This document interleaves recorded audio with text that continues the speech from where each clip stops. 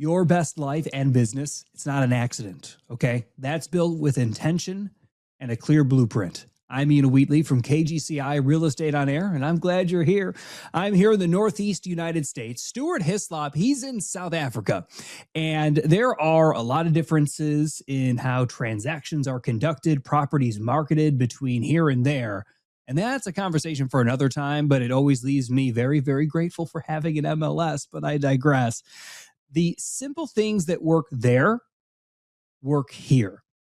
And what Stuart coaches agents on all around the world are those simple truths that build a simple and successful real estate business. This is the perfect episode for agents feeling lost or unmotivated. So listen in and listen for Stuart's roadmap that will help you gain some clarity and purpose. Hey there, welcome back to The Simple Truth with Stuart. Ever wondered what the secret formula is to living your best life? Today, we're decoding the Be Do Have blueprint. This episode is your personal roadmap to creating a life filled with purpose, passion, and abundance. We'll explore how to cultivate the mindset of being, taking inspired action, and attract the life you truly desire. Get ready to unlock your full potential and design your dream life. Let's dive in. Today is going to be something slightly different. And what I mean by slightly different is I'm going to be sharing with you a blueprint that you may have heard, a blueprint that maybe you've even implemented into your life. And it's something that many coaches, even some of the top coaches in the world, use this little formula when they are doing their coaching programs, working with individuals. And it's something that's extremely powerful. And that's why I want to share this with you. What am I talking about? Well, it's 3 key words: be, do, have. And really, those 3 words, if you understand them and you know how to implement it into your personal and professional life, you can actually create a blueprint for the best life that you want to have by design.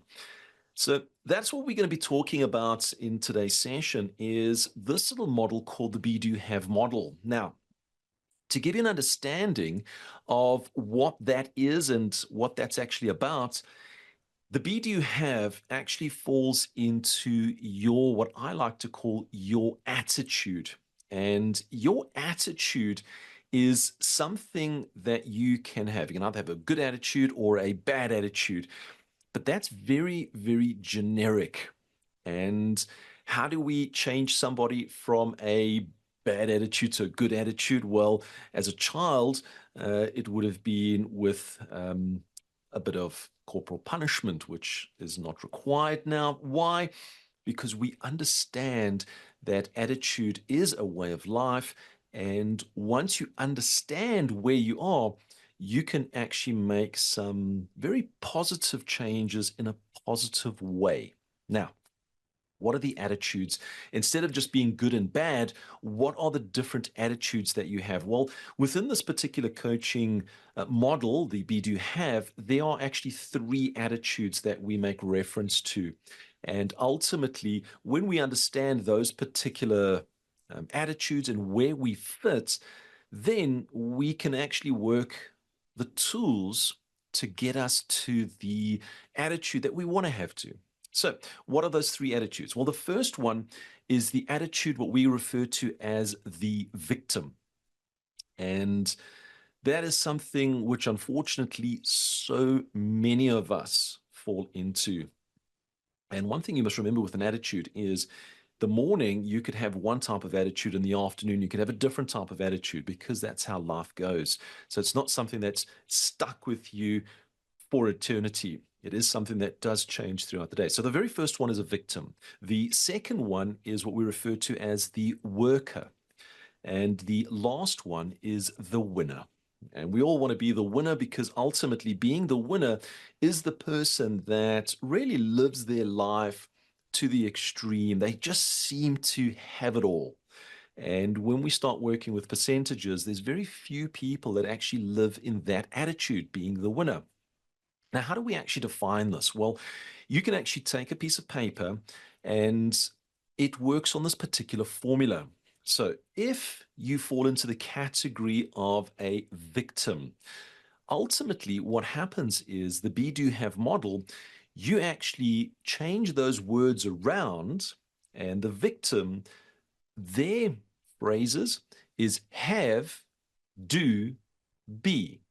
Now, how does that actually work? Well, the victim says this: I have to have more time and money before I can do X, Y, and Z, which will then allow me to be who I want to be. So they always start with the have. Now, if you're doing this in your life and we say, oh, I have to have more time, I have to have more money before I can actually do this particular activity, bang, there you're falling into that victim attitude. And I'm hoping by just sharing that with you, you're going to go, hey, wait a minute, I need to get out of it. Now, the second is the worker. And the worker works in this sequence: do, have, and then be. So the worker is a person that says, well, I am going to do this activity so that I can have more time and money, which will allow me to be the person that I want to be. Now, one of the problems that I see as a coach when I'm working with someone and they are talking that language, I need to do this so that I can have more time and money. Ultimately, there is a very, very powerful truth that lies in that. Time and money, well, that is something that is endless. And when you have it, it can be taken away from you very quickly because time just carries on. Money comes into your account and it gets spent. So if you're consistently doing the activities to have more time and money, ultimately what's going to happen is you're going to burn out. And by burning out is when you then fall into the victim category and that have that attitude. So what you need to do is you need to look at it and go, if I'm consistently every single day saying, I need to do this so I can have more time and money, just be cautious that you could get to a point of burnout. And that's not what you want to do, because you'll then fall into that victim category where you're just going to say, I need to have more time and money so that I can actually do those particular activities again. Now, the winner is the category that we all want to fall part of. And that falls into the correct sequence. It's the be, do, have. Now, why is it like that? Well, the be is you. You need to believe in yourself. You need to be that person all the time. So if you're looking to be a successful person, well, believe in yourself to say, hey, I am that successful person.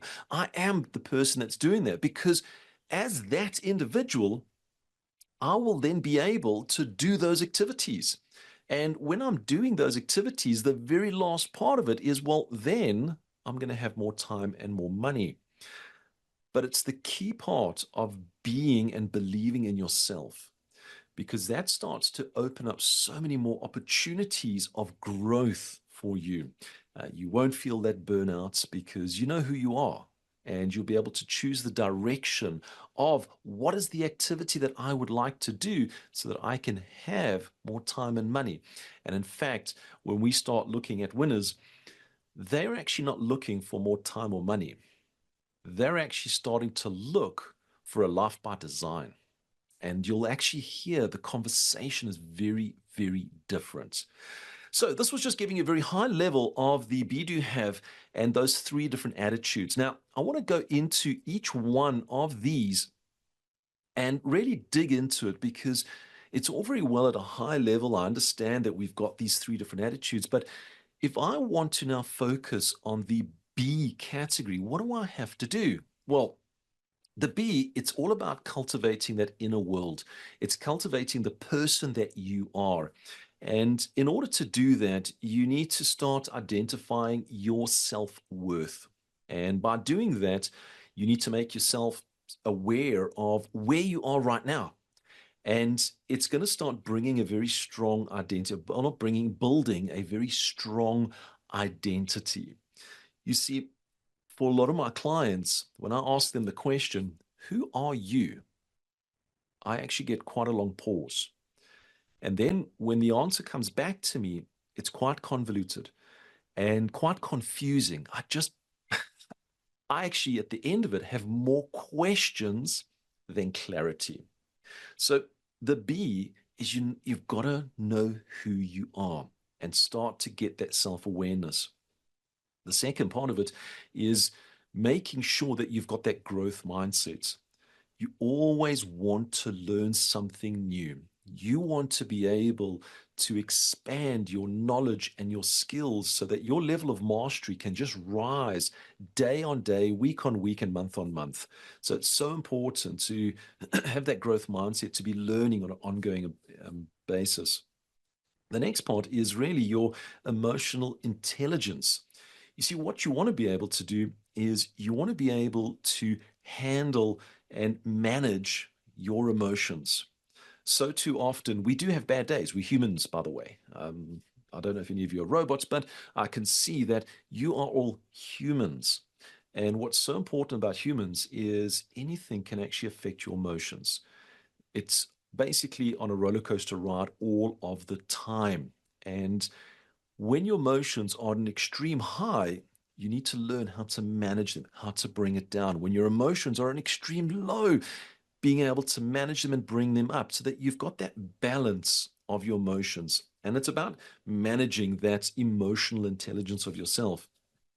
And the last part of the being cultivating that inner world is your values and really understanding what your values are. What is it that guides you in your decisions and your actions when you're actually moving forward into doing anything? So you'll see that building that identity and cultivating that inner world is so, so important. When somebody asks you that question, who are you? And you've got a long pause and you have to explain and answer more questions, it's then when you actually say, hey, wait a minute, let me take one step back and let me try and discover myself. Let me try and get that identity so that when somebody asks me that question, it's actually very straightforward. They have clarity and they go, oh, wow, okay, I know who you are. Because now you can start leading yourself towards that winner attitude because you can start with B and believing in yourself to start going forward. Now, once you've got that identity and that inner world is quite strong, you move on to the do. And the do is basically it's taking actions towards your goals.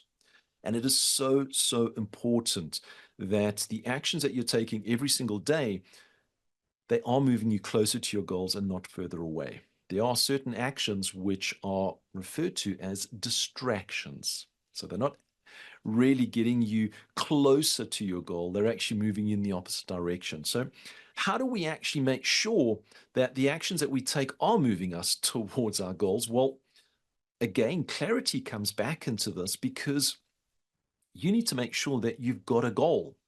You need to make sure that you've got a lighthouse that's giving you that guidance so that you've got that direction. If you don't have that, you could be just going in any particular direction. Now, I've worked with many, many clients, and when I ask them the question, and again, I say, so tell me about your goals. I get a long pause. The answer that comes back to me, I've got to give more questions. There's very little clarity behind that. So you'll see that there's a common theme through all of this. If you don't know who you are, and if you don't know the goals that you're going towards, you can see how you're going to start going into that victim level. So the do's, taking those goals, make sure that you've got the clarity. We know that we can use acronyms like the SMART acronym, making sure that it's specific, it's measurable, attainable, realistic, and time bound, so that you can actually see that particular goal. With a lot of my clients, I always suggest when you are writing a goal or have that goal, write it down, describe the goal, and then ask yourself the question, why is that goal so important? Because that's going to help you to gain further clarity in achieving that particular goal, and that it's not just a goal that, hey, you saw on the television or someone spoke to you about it. The second is once you're getting into that point where you know the activities that needs to happen, and you know exactly where you're going, you need to start creating a habit. a habit of doing positive actions. And positive actions are actions that move you closer to your goals. So getting into that habit of doing those positive actions, really, it starts to become almost second nature to you. You'll wake up in the morning, you'll know that at this particular time, this is what I need to do. And at this particular time, that is what I need to do. And each of those activities, on a subconscious level, you know that it's already moving you closer to your goal. And that becomes that habit. It becomes autonomous in your particular life. And one thing with creating habits is you've got to make sure that you can manage your time. There are times where there's so many activities we need to do. And ultimately, all of those activities will get us closer to the goal. However, because we've got so many activities, it actually becomes a distraction because we don't know where to start. And then a little word pops in called procrastination. And then ultimately, we don't do any of them. Now, we need to put those particular actions in an order of priority. We need to make sure that they time managed. If it's an activity that you know that's going to take you an hour, well, schedule an hour, maybe even schedule an hour and a half, just in case you go over that hour. Make sure that you're managing your time so that you can, and I refer to it as breathe, and actually focus on that activity to get you closer to that goal. And something amazing is going to happen when you start to focus on that goal and it becomes habitual, where it's just naturally happening every single day. That original goal that you'd actually set yourself out to, you suddenly achieve it. And then you suddenly wake up one day and you go, oh, I've actually done it already. And you've got to be aware of that, because you're going to be achieving those goals at quite a rapid pace, that you need to make sure that you're actually setting up that 1 year, 3 year, 5 year, someday type of goal. You need to make sure that you've got not just a goal of what you want to achieve this week and in the quarter, but you need to also make sure that you have those goals that go into the future and you're reflecting back on them.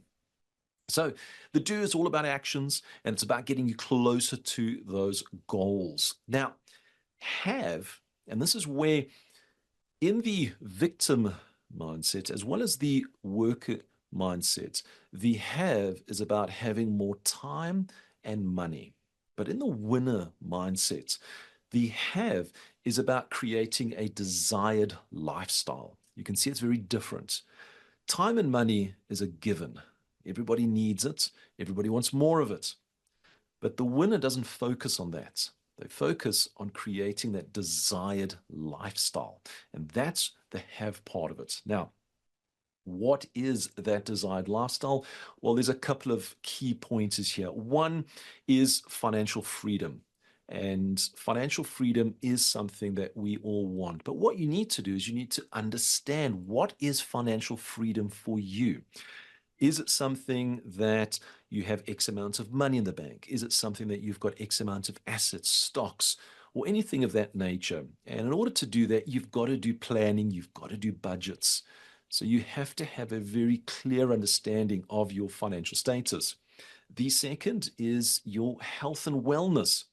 And it's so important to make sure that your body as well as your mind is in the strongest possible manner. Having a desired lifestyle is saying, hey, I'd like to actually do this particular activity. If your body is in a weak, or maybe it's not actually feeling too well, you're not going to be able to do that. So you need to be aware of that balance in both your body as well as your mind at the side all the time.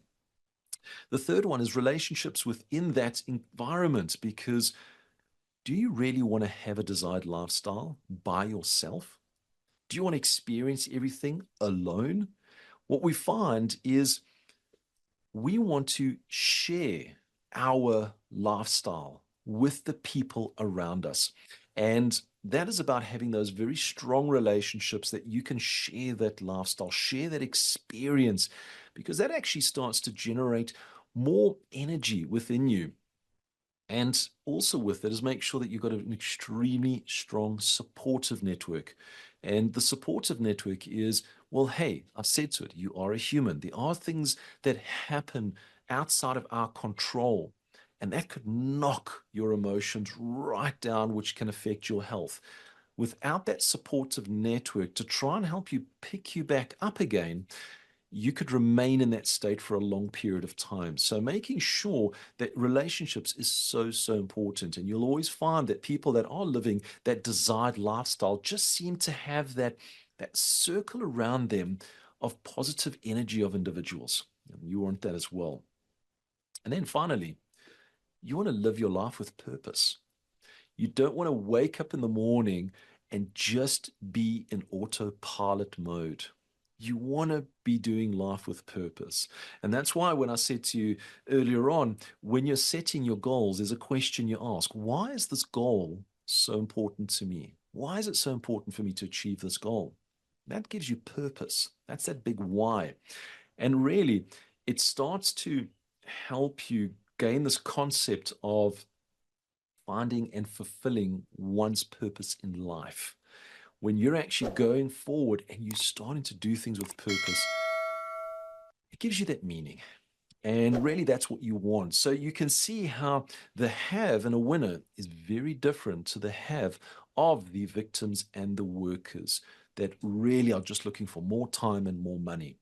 You can actually change that. And that's actually a dialect that you can actually do all the time. Now, the last thing that I want to go through is you could start to look at each one of those areas. You could look at the area of be, you could look at the area of do and have, and actually put focus into one of those areas. But just bearing in mind that if you put focus into the do area, you're going to start getting that attitude of becoming a worker. If you start putting focus into the area of have, you could put yourself into that place of being a victim. So it's so important to make sure that you've got a balance. And that's what we do within this framework of the Be Do Have model is we make sure that you're working in a balanced environment on each of those areas, but making sure that you know who you are, the be, you've got the clarity of the goal so that you know those actions in the do, and the have, well, that's that desired lifestyle that you want to have. And by putting all of that into balance, what you're going to find is you'll wake up in the morning with more energy. You'll wake up in the morning with more purpose. So that is about the be, do, have framework that's going to help you to move forward in life. It's very simple. You can implement it from today. But the key is, are you going to implement it so that you can actually celebrate a lifestyle by design? Remember, the key to your best life starts with being, fuels with doing, and culminates in having. Implement this blueprint and watch your dreams become reality. Stay tuned for more inspiring content to help you create your ideal life on The Simple Truth with Stuart.